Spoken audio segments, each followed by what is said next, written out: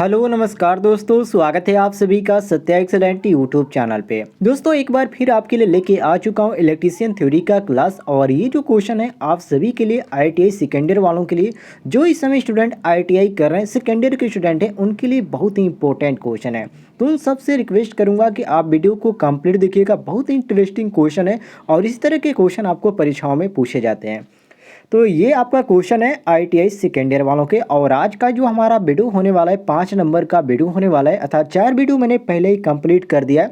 यदि आपने वो वीडियो नहीं देखा है तो लिंक आपको इस वीडियो के डिस्क्रिप्शन में मिल जाएगा, आप वहाँ से भी जाकर देख सकते हैं, या मैंने प्लेलिस्ट भी बना दिया है, आप प्ले लिस्ट भी चेक करके वहाँ से देख सकते हैं। तो चलिए दोस्तों आज का क्वेश्चन अब शुरू करते हैं। सभी लोग आंसर दीजिएगा, बहुत ही ईजी आज का क्वेश्चन मैंने कवर किया है। पहला इसमें क्वेश्चन है, तुल्यकालिक गति का समीकरण होता है, वेरी वेरी इंपॉर्टेंट है। तुल्यकालिक गति का समीकरण होता है NS बराबर 120 F अपान P, या NS बराबर 120 P अपान F, या NS बराबर PF अपान 120, या NS बराबर 120 अपान PF। तो देखिए दोस्तों ये बहुत इजी क्वेश्चन है, कुछ लोग पहले से इसका आंसर देने लगे हैं और अभी तक तो ज़्यादा लोग जुड़े नहीं हैं। तो एक बार शेयर कर दीजिए, आप सभी से रिक्वेस्ट है एक बार वीडियो को शेयर कर दीजिए, जितने भी आपके व्हाट्सएप ग्रुप से जितने भी स्टूडेंट जुड़े हुए हैं जो कि इलेक्ट्रीशियन ट्रेड्स हैं, उनके पास एक बार शेयर कर दीजिए ताकि उनके पास भी ये वीडियो पहुंच पाए। तो देखिए यहाँ पर ऑप्शन नंबर ए हमारा सही हो जाता है, जो कि यहाँ पर बहुत पहले यहाँ पर सभी लोग इसका आंसर दे रहे थे, NS बराबर 120 F अपान P। अब देखिए दोस्तों तुल्यकालिक गति का जो समीकरण होता है ये तो आपका NS बराबर 120 अपान F अपान P होता है, ठीक है। लेकिन तुल्यकालिक गति में परिवर्तन करने के लिए हम क्या करते हैं, इसमें हम आवृत्ति जो इसका F से इसको डिनोट किया जाता है और पोल इसमें परिवर्तन करना होगा, ठीक है। तो यहाँ पर फिलहाल हम यहाँ पर क्वेश्चन के अनुसार ऑप्शन नंबर ए बिल्कुल करेक्ट आंसर मारेंगे, ए ऑप्शन करेक्ट हो जाएगा। चलिए नेक्स्ट क्वेश्चन पे हम आते हैं, क्वेश्चन नंबर 2 पे। क्वेश्चन नंबर 2 है, खाली स्थान पहले दिया गया, पूछ रहा है कि नियत गति मोटर है, सिंक्रोनस मोटर है या सिंक्रोज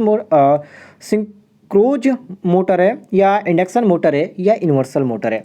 एक बार सभी लोग इसका आंसर बताइए क्वेश्चन नंबर 2 का। वेरी वेरी इंपॉर्टेंट क्वेश्चन है दोस्तों। तो यहाँ पर भी आपका ऑप्शन नंबर ए बिल्कुल करेक्ट आंसर हो जाता है, सिंक्रोनस मोटर। मतलब कि सिंक्रोनस मोटर जो होता है नियत गति मोटर है, और ये जो लोड परिवर्तन से ही क्या होता है, इसके गति पर किसी प्रकार का प्रभाव नहीं होता है। और इसमें इसको ध्यान देने वाली बात है, इसमें क्या होता है, इसके गति पर किसी भी प्रकार का प्रभाव नहीं पड़ता है, ठीक है। तो यहाँ पर क्वेश्चन के अनुसार हमारा सही हो जाता है ऑप्शन नंबर ए। और ये किस गति पर चलता है, तो हमेशा ये सिंक्रोनस स्पीड पे चलता है, अर्थात ऑप्शन नंबर यहाँ पर क्वेश्चन के अनुसार हमारा ए ऑप्शन बिल्कुल करेक्ट आंसर हो जाता है। चलिए नेक्स्ट क्वेश्चन पे हम आते हैं, क्वेश्चन नंबर 3 पे। सभी लोग इसका आंसर दीजिए। कह रहा है क्वेश्चन की एक त्रिकला मतलब कि 3 फेज तुल्यकालिक मोटर में अवमंदक वाइंडिंग प्रदान किया गया है, यह प्रारंभ किया जा सकता है। पहला ऑप्शन दिया गया तुल्यकालिक कला तुल्य कालिक मोटर के रूप में, या त्रिकला पिंजरी प्रेरण मोटर के रूप में, या एकल कला प्रेरण मोटर के रूप में, या त्रिकला अल्टरनेटर के रूप में। चलिए सभी लोग इसका आंसर दीजिए, वेरी वेरी इंपॉर्टेंट क्वेश्चन है दोस्तों।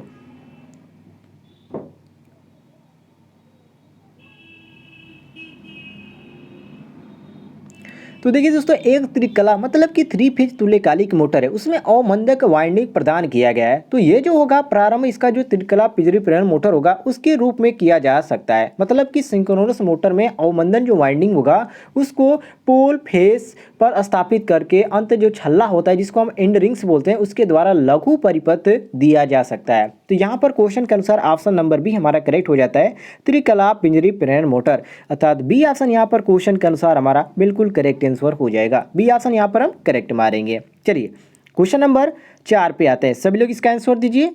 कह रहा है क्वेश्चन तुल्यकालिक मोटर में अवमंदक कुंडली प्रयोग की जाती है रोटर गति को नियत करने में, या रोटर दोलनों को दबाने में, या आवश्यक स्टार्टिंग आघूर्ण उत्पन्न करने में, या बी व सी दोनों में। कौन सा ऑप्शन आपको इसमें सही लग रहा है?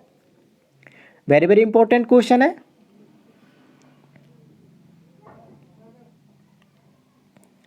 तो ध्यान रखिएगा दोस्तों, तुल्यकालिक मोटर में अवमंदक कुंडली का प्रयोग हमेशा रोटर दोलनों को दबाने के लिए तथा आवश्यक आरंभ आघूर्ण उत्पन्न करने के लिए किया जाता है। अर्थात यहाँ पर हमारा सही हो जाता है क्वेश्चन के अनुसार ऑप्शन नंबर बी और ऑप्शन नंबर सी, मतलब कि डी ऑप्शन यहाँ पर बिल्कुल करेक्ट आंसर मारेंगे। बी भी सही होगा और सी भी सही होगा। तो यहाँ पर डी ऑप्शन जो हमारा दिया गया कि बी व सी दोनों, इसलिए यहाँ पर हम डी ऑप्शन बिल्कुल करेक्ट आंसर मारेंगे। क्लियर होगा दोस्तों? आइए क्वेश्चन नंबर हम 5 पे आते हैं। क्वेश्चन नंबर 5 है कि तुल्यकालिक मोटर में उत्तेजन परिवर्तित करने पर क्या होता है? मोटर की चाल बदलती है या शक्ति गुणक बदलता है या ए व बी दोनों या उपरोक्त में से कोई नहीं। मतलब कौन सी चीज में परिवर्तन होता है? चलिए एक बार सभी लोग इसका आंसर दीजिए क्वेश्चन नंबर 5 का।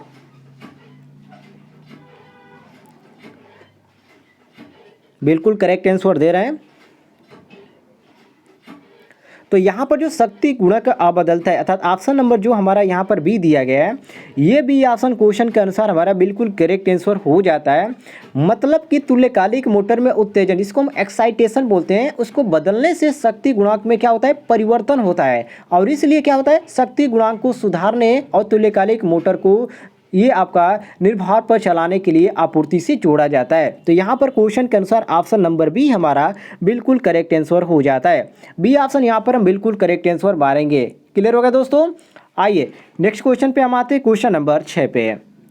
क्वेश्चन नंबर 6 है दोस्तों, सभी लोग इसका आंसर दीजिए। कह रहा है क्वेश्चन कि एक 3 कला फेज स्लिप रिंग प्रेरण मोटर अपनी तुल्यकालिक गति पर चलेगा जब, मतलब कि किस समय चलेगा? पहला ऑप्शन दिया गया है कि इस पर भार पूरी तरह से हटा दिया जाए तब, या आपूर्ति बोलता बढ़ा देने पर, या रोटर परिपथ में बाहरी प्रतिरोध जोड़ने पर, या विद्युत वाहक बल को रोटर परिपथ से लगाने पर। चलिए एक बार सभी लोग इसका आंसर दीजिए क्वेश्चन नंबर 6 का। क्वेश्चन नंबर 6 का सभी लोग इसका आंसर दीजिए। तो देखिए दोस्तों, यहाँ पर एक 3 फेज जो स्लिप रिंग प्रेरण मोटर है, उसकी यदि तुल्यकालिक गति पर चल सकती है कब, किस समय चल सकती है? जब रोटर परिपथ में विद्युत वाहक बल अर्थात जिसको हम ईएमएफ बोलते हैं, इलेक्ट्रोमोटिव फोर्स होता है, उस पर बल लगेगा तब ये किया जा सकता है। मतलब कि जब इस पर लगाया गया विद्युत वाहक बल ईएमएफ ई तथा रोटर विद्युत वाहक बल ई2 समान दिशा में होते हैं तब ये तुल्यकालिक गति पर चल सकती है। ठीक है, यहाँ पर क्वेश्चन के अनुसार हमारा ऑप्शन नंबर डी बिल्कुल करेक्ट आंसर हो जाता है। विद्युत वाहक बल को रोटर परिपथ में लगाने पर यह चल सकती है। तो ऑप्शन नंबर यहाँ पर डी हमारा बिल्कुल करेक्ट आंसर हो जाएगा। क्लियर होगा दोस्तों? आइए क्वेश्चन नंबर हम 7 पे आते हैं। मात्र दोस्तों आपको 7 सेकंड का ही मौका दिया जाएगा, इससे ज़्यादा आपको समय नहीं दिया जाएगा। काफ़ी लंबा वीडियो हो जाएगा जिसमें बाद में देखने वाले स्टूडेंट को थोड़ा सा दिक्कत भी होगा। चलिए क्वेश्चन नंबर 7 पे आते हैं। कह रहा है क्वेश्चन तुल्यकालिक मोटर में उल्टा मतलब कि भी वक्र है। यहाँ पर दिया गया है भी ई वैस आई एफ या भी वैस आई ए या आई ए वैस आई एफ या आई एफ वैस पी एफ, मतलब पावर फैक्टर। तो कौन सा ऑप्शन इसमें आपको सही लग रहा है? वेरी वेरी इंपॉर्टेंट है दोस्तों। कुछ लोग सी दे रहे, सी नहीं होगा भाई, सी नहीं होगा इसमें आपका ऑप्शन नंबर डी होगा। मतलब कि यहाँ पर जो आपका आई एफ वैस पी एफ दिया गया है, ये हमारा डी ऑप्शन करेक्ट होगा। देखिए तुल्यकालिक मोटर का उल्टा भी वक्र, ठीक है, और ये क्या होता है? जब क्षेत्र धारा आई एफ और शक्ति गुणांक कास फाई के बीच खींचा जाता है तब भी वक्र होता है। फील्ड धारा आई ए और आर्मेचर धारा आई ए के बीच एक खांचा खींचा जाता है, और इसी को ये पूछ रहा है। तो यहाँ पर हम डी ऑप्शन बिल्कुल करेक्ट आंसर मारेंगे। डी हम इसमें बिल्कुल करेक्ट आंसर मारेंगे। क्लियर होगा दोस्तों? यदि आप इसको जानना चाहते हैं तो इसका कुछ इस तरह होता है, जो आपका इसका कुछ इस तरह चित्र बनता है, इसको ध्यान से देख लीजिए। ये आपका जाता है सीधा इस तरह से अग्रगामी की तरह, और इसमें आपके कई खांचे जाते हैं। मतलब कि यहाँ पर कुछ इस तरह से जाता है, कुछ ऊपर की तरह, कुछ थोड़ा सा मिडिल टाइप का होता है, कुछ नीचे भी होता है। ठीक है, अब देखिए ये जो आपका होता है ये आपको पश्चगामी को प्रदर्शित करता है, और ये जो आपका होता है ये आपको अग्रगामी को प्रदर्शित करता है। बाकी जो ये वाला जो सिरा है इसको हम क्या बोलते हैं? इसको हम पी एफ मतलब कि पावर फैक्टर बोलते हैं, और ये आपका वाई एच हो जाता है। ठीक है, इसको ध्यान रखिएगा। और ये जो आपका एरो जा रहा है इसको हम क्या बोलते हैं? तो इसको हम बोलते हैं आई एफ बोलते हैं, और इसी के अनुसार यहाँ पर हमारा क्रिएट होता है आई एफ वैसे पी एफ। तो यहाँ पर क्वेश्चन के अनुसार हमारा ऑप्शन नंबर डी बिल्कुल करेक्ट आंसर हो जाता है। चलिए नेक्स्ट क्वेश्चन पे हम आते हैं। क्वेश्चन नंबर 8 पे कह रहा है क्वेश्चन की 3 कला तुल्यकालिक मोटर डीसी आपूर्ति की उत्तेजन की आवश्यकता होती है लगातार या केवल शुरुआती समय में, या स्टार्टर को, या इनमें से कोई नहीं। चलिए एक बार सभी लोग इसका आंसर दीजिए।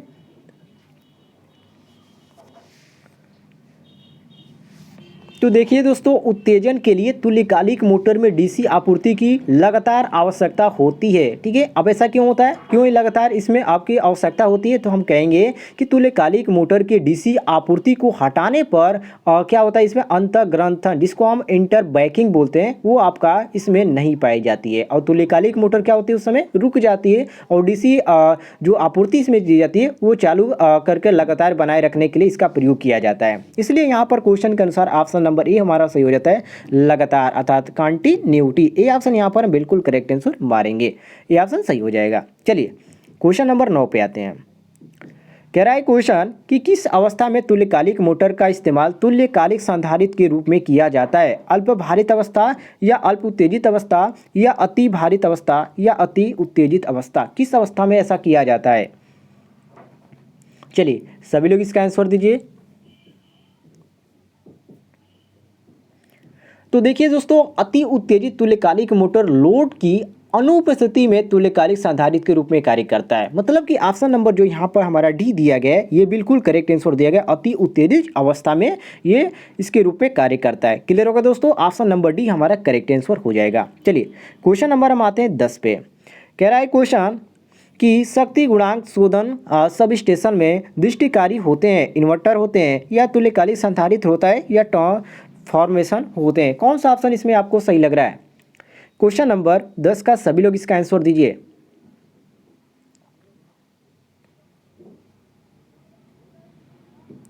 तो देखिए दोस्तों, शक्ति गुणक शोधक सब स्टेशन में तुल्यकालिक संधारित्र जो होता है ये आपका लगा होता है और तुल्यकालिक संधारित्र का जो प्रयोग होता है शक्ति गुणांक को सुधारने के लिए ही किया जाता है। इसलिए यहाँ पर हमारा सही हो जाता है ऑप्शन नंबर सी बिल्कुल करेक्ट आंसर, तुल्यकालिक संधारित्र होता है, सी ऑप्शन यहाँ पर हम करेक्ट मारेंगे।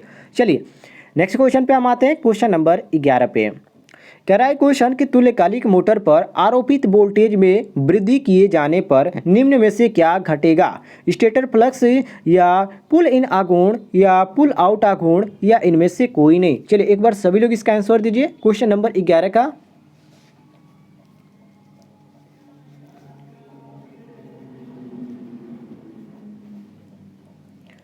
तो देखिए दोस्तों, तुल्यकालिक मोटर पर आरोपित वोल्टेज में वृद्धि किए जाने पर जो इसमें आपका यहाँ पर जो दिया गया है इसमें से कोई नहीं, मतलब कि इनमें से कोई नहीं होगा, अर्थात डी ऑप्शन हम करेक्ट मारेंगे। अब ऐसा क्यों होगा, क्योंकि दोस्तों आप सभी को मालूम है इसका सूत्र क्या होता है, ई आर बराबर भी माइनस ई बी होता है। ठीक है, बैक ईएमएफ के माइनस हो जाता है और यहाँ पर आर्मेचर करंट की बात किया जाए, मतलब कि आई ए की बात किया जाए तो आई ए बराबर हो जाता है भी minus E B upon Z S हो जाता है, जिसमें आपका आई ए बराबर E R upon Z S हो जाता है और इनपुट इसकी शक्ति हो जाती है पी एच बराबर भी आई ए कास फाई हो जाता है, जिसमें आपका इसमें कोई भी ऑप्शन हमारा नहीं दिया गया। ठीक है, तो इसलिए यहाँ पर हम मारेंगे ऑप्शन नंबर डी बिल्कुल करेक्ट आंसर कि इनमें से कोई नहीं, डी ऑप्शन यहाँ पर हम बिल्कुल करेक्ट आंसर मारेंगे। क्लियर होगा दोस्तों, ऑप्शन नंबर डी हमारा करेक्ट हो जाएगा। चलिए क्वेश्चन नंबर 12 पे आते हैं। कह रहा है क्वेश्चन तुल्यकालिक मोटर का प्रवर्तन अर्थात स्टार्टिंग बल आघूर्ण होता है बहुत न्यून या शून्य या बहुत उच्च या पूर्ण भार बल आघूर्ण का आधा। चलिए सभी लोग इसका आंसर दीजिए क्वेश्चन नंबर 12 का सभी लोग आंसर दीजिए। मैंने आपको एक सूत्र बताया था, कई क्वेश्चनों के माध्यम से मैंने बता चुका हूं आप सभी को, इसका होता है एन एस बराबर 120 एफ अपान पी। अब इससे भी समझकर आप आंसर दे सकते हैं, मतलब कि तुल्यकालिक मोटर का परिवर्तन बल आघूर्ण शून्य होता है और तुल्यकालिक मोटर की गति की यदि पूछ दिया जाए तो एन एस बराबर 120 एफ अपान पी, जो कि आरपीएम में होता है आपका। तो यहाँ पर क्वेश्चन के अनुसार ऑप्शन नंबर बी हमारा बिल्कुल करेक्ट आंसर हो जाएगा, बी ऑप्शन हम करेक्ट मारेंगे। चलिए क्वेश्चन नंबर हम आते हैं 13 पे, सभी लोग इसका आंसर दीजिए। कह रहा है क्वेश्चन अग्रगामी शक्ति गुणांक पर प्रचलित तुल्यकालिक मोटर का प्रयोग किस रूप में किया जाता है, कला अग्रकारी या ध्वनि जनरेटर या यांत्रिक तुल्यकालिक या वोल्टेज बूस्टर। चलिए सभी लोग बताइए क्वेश्चन नंबर 13 का आंसर।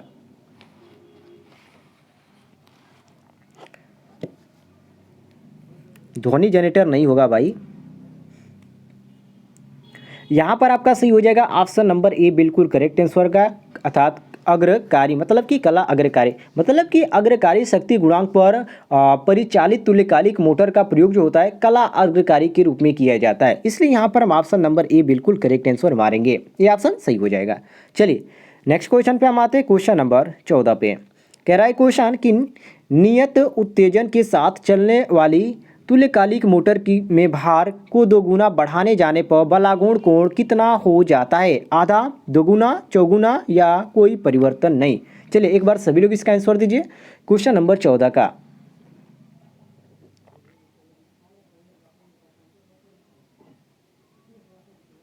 बिल्कुल करेक्ट आंसर, आधा तो नहीं होगा, ऑप्शन नंबर बी करेक्ट हो जाएगा। ये बी ऑप्शन हमारा करेक्ट होगा। देखिए दोस्तों कैसे यहाँ पर करेक्ट इसको मारेंगे, क्योंकि नियत उत्तेजन के साथ चलने वाली तुल्यकालिक मोटर में भार जो होता है वो दोगुना बढ़ाए जाने पर बलागुण कोण क्या होता है? दोगुना हो जाता है। अब ऐसा क्यों होता है? क्योंकि दोस्तों भार बढ़ाने पर बलागुण का जो कोण होता है उसका मान उसी अनुपात में बढ़ जाता है, इसलिए यहाँ पर हम ऑप्शन नंबर बी यहाँ पर बिल्कुल करेक्ट आंसर मारेंगे। बी ऑप्शन यहाँ पर करेक्ट मारेंगे। क्लियर हो गया दोस्तों। चलिए क्वेश्चन नंबर 15 पे हम आते हैं, सॉरी 16 पे। और यहाँ पर आपका एक क्वेश्चन यहाँ पर काउंट नहीं हुआ है। चलिए क्वेश्चन नंबर 16 को देख लेते हैं। कह रहा है क्वेश्चन कि तुल्यकालिक मोटर का पश्च विद्युत वाहक बल, मतलब कि यहाँ पर ईएमएफ, मतलब यहाँ पर क्या होता है इसका पूरा नाम? ईएमएफ। सभी लोग जान लीजिए, इसको इलेक्ट्रोमोटिव फोर्स बोलते हैं। ठीक है, इसमें पूछ रहा है कि किस पर निर्भर करता है। पहला ऑप्शन देखिए, चाल, भार, भारण कोण या सभी विकल्प सही है। चलिए एक बार सभी लोग इसका आंसर दीजिए क्वेश्चन नंबर 16 का। तो देखिए दोस्तों तुल्यकालिक मोटर का पश्चवर्ती जो आपका होता है, जिसको यहाँ पर हम बोलते हैं क्या? विद्युत वाहक बल। ठीक है, वो आपका ये निर्भर करता है किस पर? विद्युत चुंबकीय बल पर निर्भर करता है। अब दोस्तों ये जो होता है क्षेत्र उत्तेजन पर भी निर्भर करता है, लेकिन यहाँ पर जैसे क्वेश्चन पूछा गया वैसे मैं यहाँ पर बताऊंगा आपको। तो यहाँ पर ऑप्शन नंबर बी करेक्ट हो जाएगा, भार पर। तो यहाँ पर बी ऑप्शन करेक्ट आंसर हो जाएगा, बी सही हो जाएगा। ठीक है, चलिए नेक्स्ट क्वेश्चन पे हम आते हैं, क्वेश्चन नंबर 17 पे। कह रहा है क्वेश्चन कि तुल्यकालिक मोटर का निर्माण खाली स्थान के समान होता है? डीसी यौगिक मोटर या डीसी शंट जनित्र या स्लिप रिंग प्रेरण मोटर या प्रत्यावर्तक। चलिए सभी लोग इसका आंसर दीजिए क्वेश्चन नंबर 17 का।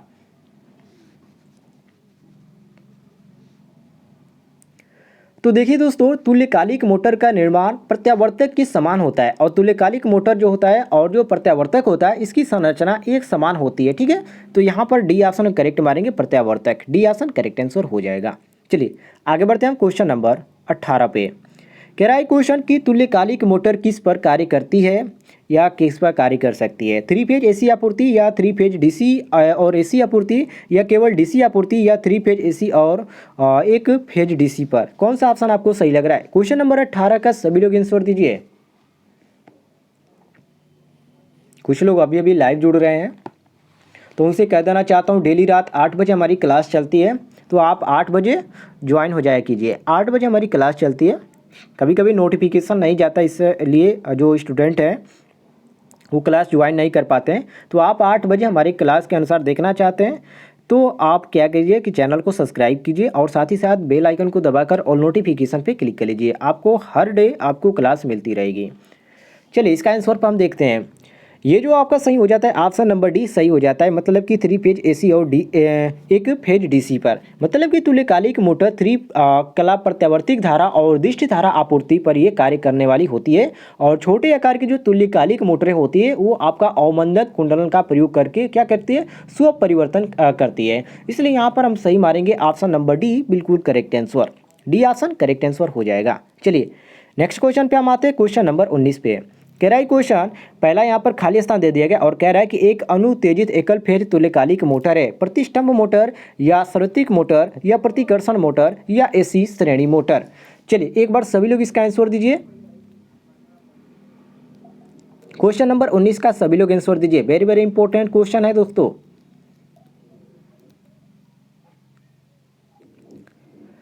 तो देखिए जो प्रतिष्ठंभ मोटर होती है वो एक अनुत्तेजित एकल कला क्या होती है? तुल्यकालिक मोटर होता है। और प्रतिष्ठंभ जो मोटर होता है वो पिंजरा प्रारूपी मोटर की भांति क्या करती है? आरंभ होती है। तो यहाँ पर क्वेश्चन के अनुसार ऑप्शन नंबर ए हम करेक्ट मारेंगे। ठीक है, सभी लोग याद कर लीजिएगा, ऑप्शन नंबर ए यहाँ पर करेक्ट हो जाएगा। चलिए नेक्स्ट क्वेश्चन पे हम आते हैं, क्वेश्चन नंबर 20 पे। कह रहा है क्वेश्चन, तुल्यकालिक मोटर कार्य कर सकती है अग्रगामी शक्ति गुणांक पर या एकक शक्ति गुणांक पर या पश्चगामी या एकक शक्ति गुणांक या अग्रगामी शक्ति गुणांक पर या शून्य शक्ति गुणांक पर। देखिए दोस्तों, आप सभी लोग आंसर नहीं दे पा रहे हैं क्योंकि क्वेश्चन मैं दूसरा स्टार्ट कर रहा हूं, तो आप पिछले वाले क्वेश्चन का आंसर दे रहे हैं, इसलिए मैं भी कंफर्म नहीं हो पा रहा हूं कि आप किस क्वेश्चन का आंसर दे रहे हैं। तो आप यहाँ पर क्वेश्चन इस तरह लिखा कीजिए, 20 का ए सही है या 20 का बी सही है, ठीक है। इस तरह आपको समझ में आ जाएगा और हमको भी समझ में आ जाएगा कि हम किस जो पूछ रहे हैं उसका आंसर मिल रहा है या नहीं मिल रहा है। तो देखिए दोस्तों, तुल्यकालिक मोटर जो होती है वो आपकी पश्चगामी या अग्रगामी या एकल शक्ति गुणांक पर कार्य करता है। मतलब कि यहाँ पर जो हमारा सही हो जाता है ऑप्शन नंबर सी बिल्कुल करेक्ट आंसर हो जाता है। सी ऑप्शन यहाँ पर बिल्कुल करेक्ट मारेंगे। बाकी दोस्तों, आज के लिए इतना ही क्वेश्चन आपके लिए कवर किया गया था। यदि आपको किसी भी क्वेश्चन में किसी प्रकार की दिक्कत होती है या कन्फ्यूजन होता है तो कमेंट में पूछ सकते हैं, ठीक है। बाकी दोस्तों, मिलते हैं नेक्स्ट वीडियो में, तब तक के लिए जय हिंद, वंदे मातरम।